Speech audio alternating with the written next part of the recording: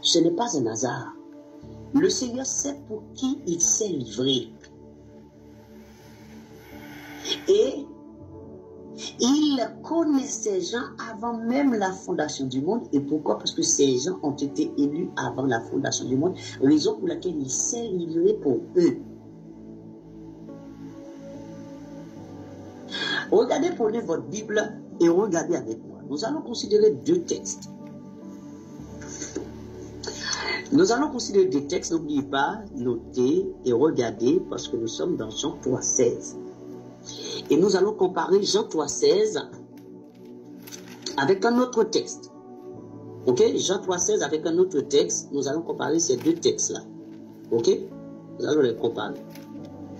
Et en comparaison, vous allez vous-même retrouver la compréhension parfaite de ce texte biblique. Alors, prenons Jean 3,16 d'abord et prenons 1 Jean 2,15. Jean 3,16 et 1 Jean 2,15. Ok? Jean 3,16 et 1 Jean 2,15. Et nous allons comparer ces deux textes. Regardez dans votre Bible. Vous pouvez tenir les deux pages en même temps pendant que vous êtes dans Jean 3,16 et vous êtes aussi dans 1 Jean 2,15. Et nous allons comparer et vous-même vous allez comprendre vous-même. Alors, dans 1 Jean 2, le verset 15. Nous venons de lire Jean 3,16 tout à l'heure pour vous, mais regardons 1 Jean 2,15. N'aimez point le monde, ni les choses qui sont dans le monde. Si quelqu'un aime le monde, l'amour du Père n'est point en lui. Je répète, n'aimez point le monde, ni les choses qui sont dans le monde. Si quelqu'un aime le monde, l'amour du Père n'est point en lui. Que comprenez-vous par ce texte?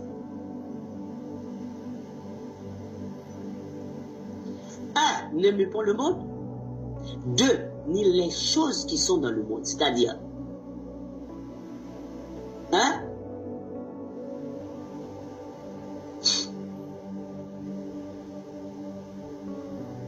Vous avez compris ça? N'aimez point le monde, ni les choses qui sont dans le monde. Et si quelqu'un aime le monde, l'amour du Père n'est point en lui. C'est-à-dire, le Père n'aime pas le monde. Et si vous aimez le monde, ce n'est pas l'amour du Père qui vous pousse à aimer le monde, parce que l'amour du Père n'aime pas le monde. Maintenant, examinons comme les chrétiens de Béret. Si j'aime le monde, ça veut dire que je n'ai pas l'amour du Père. Si j'aime les choses du monde, je n'ai pas non plus l'amour du Père. Donc, c'est-à-dire, je ne dois pas aimer le monde, hein, et je ne dois pas aimer les choses qui sont dans le monde, 2. Donc, si je n'aime pas le monde, ni les choses qui sont dans le monde, cela me dit que l'amour du Père est en moi. Mais on a dit que Dieu a tant aimé le monde. Et il a donné son Fils unique. Ah! Ce qui va changer la chose, c'est parce que le texte dit « afin que quiconque ». Alors là, il faut trouver les quiconque. C'est qui sont les quiconque? Et non seulement ça, mais de comprendre, si Dieu n'aime pas le monde, mais on parle de quel monde ici? Il y a deux mondes. Oui, il y a deux mondes.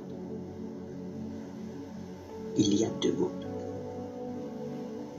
Il y a le monde de 1 Jean 2,15, Jean 7,7, Jean 17,9.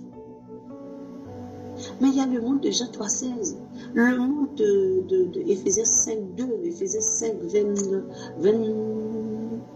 25.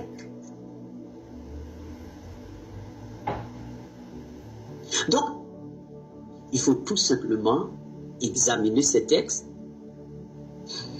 pour comprendre les deux mondes-là. Quelle est la différence entre ces deux mondes-là? Maintenant, d'abord, regardons le monde pour lequel Dieu s'est donné ou s'est livré.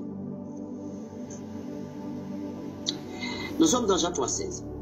Avant de regarder l'autre monde dans 1 Jean 2,15, mais regardons le monde, le vrai monde.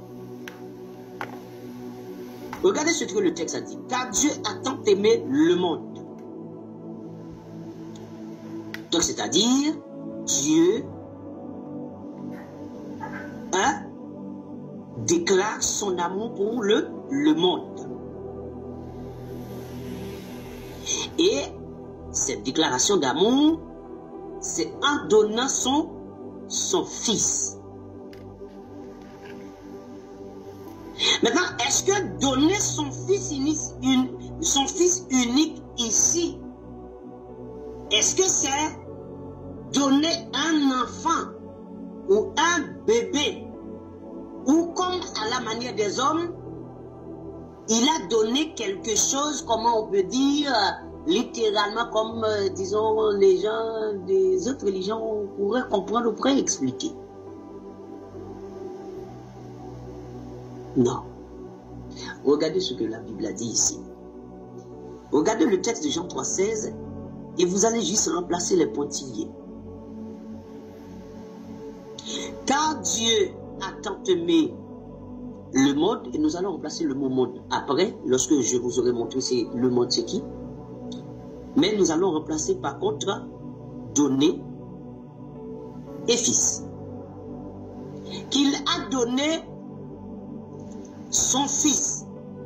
D'abord, le mot fils, ça représente quoi? C'est quoi le fils? Le fils, c'est la parole. Apocalypse 19, 13. Est-il de terre revêtu de vêtements teints de sang? Son nom est la parole de Dieu. Au commencement était la parole était avec Dieu, la parole était Dieu. La parole a été faite chair, verset 14, et elle a habité parmi nous. Hein? Et cette parole-là, c'est la gloire du Fils unique de Dieu, venu du Père. Donc, c'est-à-dire, car Dieu a tant aimé le monde qu'il a donné sa parole, ou autrement dit, sa seule parole, mais sa parole unique. Et si nous voulons changer le mot, le verbe donner, par rapport à la parole, on va dire révéler. Ou autrement dit, car Dieu a tant aimé le monde qu'il a déclaré son amour. C'est-à-dire, il s'est adressé à ce monde-là, il s'est révélé à ce monde-là, il a parlé à ce monde-là, parce que fils, c'est la parole. Pour que Dieu puisse prouver son amour, qu'est-ce qu'il a fait? Il s'est adressé à ce monde-là. Il a déclaré, révélé sa parole. Parce que si Dieu n'avait pas révélé sa parole, le monde ne saurait pas que Dieu l'avait tant aimé. Donc lorsque Dieu voulait exprimer son amour à ce monde-là, il s'est révélé. Il s'est adressé à ce monde-là en parlant. Autrement dit, il a parlé à ce monde-là, il a révélé sa parole à ce monde-là, c'est-à-dire son Fils, parce que le Fils c'est la parole. Quand Dieu parle, c'est le Fils quand Dieu parle.